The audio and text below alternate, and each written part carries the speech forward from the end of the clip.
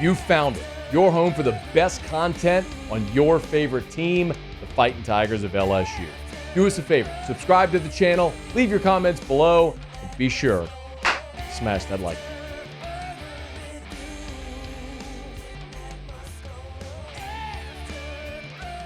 So let's get into our predictions here for LSU and Florida State. You want to go first? Take on the game? Yeah, I can go first. I think last year, let me talk about last year first. Sure. I think last year's special teams were absolutely horrendous. Okay, all the way around. I think that's going to get fixed. I think you've got guys returning kicks now that can actually catch the ball. At least I hope so. And the good news is you have actual playmakers. Like, one thing I hated about last year was every time a punt went up, it was an automatic fair catch. There's no way we're advancing that ball. Like, nothing's going to happen. Just catch it. Just don't fumble the ball. So I think special teams is going to be much, much improved on the LSU side. You touched on it earlier with Jaden Daniels and the experience level and how dynamic the offense is. The only real concern I have, and everybody said this, so this isn't like anything new, but is the secondary and can they hold up? I mean, Florida State has some real guys running routes. Harold Perkins, though, can get after the quarterback, get him off his spot. It makes his job a lot harder and helps the secondary. So I'm going to go Tigers. I think Tigers win this game. I think it's going to be 35-24 LSU. And I think we win this one. Yep. All right. My score is close to yours, and it's interesting because every Florida State show I went on this week, like all Florida State media, they're all picking Florida State. And basically everybody who covers LSU is picking LSU. Now, Hunt picked Florida State earlier today, I heard. But you did it just now, and I've heard everybody do it all week and really all summer. I've heard the phrase last year, last year. And that's the thing that I think is crippling a lot of people when they're trying to break down this game. Because LSU last year in this game is not even remotely close to the team that they are now. LSU in this game last year isn't even remotely close to the team they were by the time they got to November.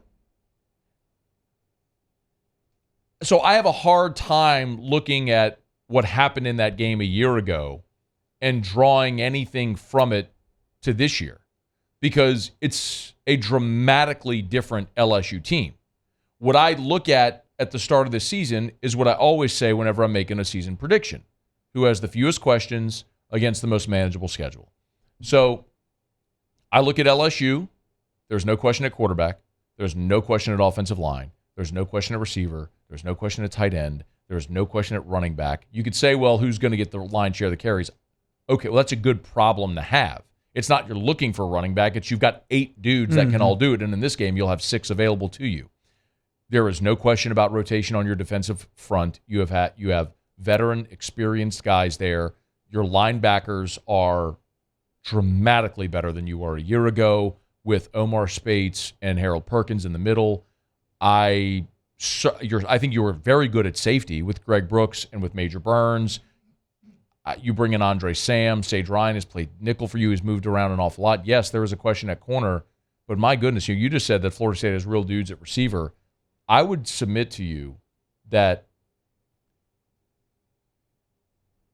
the top 2 guys, Johnny Wilson and Keon Coleman at Florida State, neither one of those would be a top 2 receiver at LSU.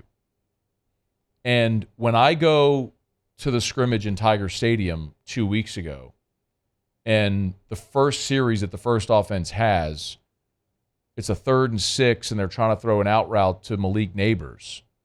And Zai Alexander closes on him, gets there right as the ball's getting there, and has a PBU. I'm going, that's Malik Neighbors. Like, that ain't some scrub. That's a first-round draft pick receiver that he just D'd up. So, look, man,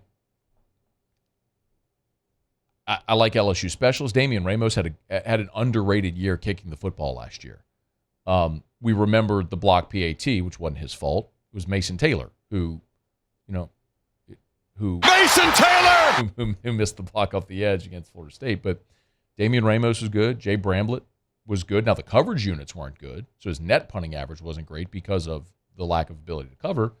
Adding Aaron Anderson gives you a dynamic return man. The reason I like this LSU team so much is I don't have questions for them. I mean, sure, I would love it if they were more settled at corner. But I also look and I go, well, Zy Alexander was an FCS All-American and Deuce Chestnut was an All-Conference player at Syracuse last year. Yeah, I mean, I wish J.K. Johnson was healthy and Denver Harris was playing better. Of course, that would make me much more at ease. On the flip side, a lot of people like Alabama to win the national championship. They don't even know who their stinking quarterback's going to be. So, yeah, I like LSU. I think LSU's offense is going to score on everybody they play this year. I love this offense. I think we live in an age where teams are going to score, but LSU's defense has enough playmakers. They're going to make enough plays. And I think LSU's going to win this game. I like them to win. I like them to cover. I think LSU wins 34-27. So I think LSU wins the game, gets the season off to a good start. They'll beat Grambling next week. Then they'll go to Starkville for a sleepy 11 a.m. game in 2 weeks, and you hope you're not napping in that one. But, yeah, give me LSU 34-27 to win on Sunday night there in Orlando. Hey, thanks so much for watching. Please leave your comments. I love to interact, and be sure to hit the red subscribe button below.